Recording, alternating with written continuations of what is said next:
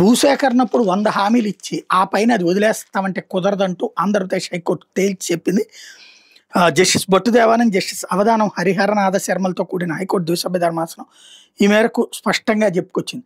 Telugu Ganga project కోసం 1984 నుంచి చేస్తున్న భూసేకరణలో భాగంగా అధికారులు కడప జిల్లాలో పెద్ద మొత్తంలో భూములు సేకరించారు. భూ నిర్వాసితులు వాళ్ళ కుటుంబ సభ్యులు వాళ్ళ మీద ఆధారపడి జీవిస్తున్న వాళ్ళకి పునరావాసం కల్పించే నిమిత్తం ప్రభుత్వం 1986లో జీవో నెంబర్ 98 జారీ చేసింది. పునరావాస నిమిత్తం అర్హులైన వాళ్ళు ఏడాదిలోపు కలెక్టర్ దరఖాస్తు చేసుకోవాలంటే జీవోలో పేర్కొన్నారు. ఆ తర్వాత 1987లో ప్రభుత్వం ఈ షరతు తొలగించింది.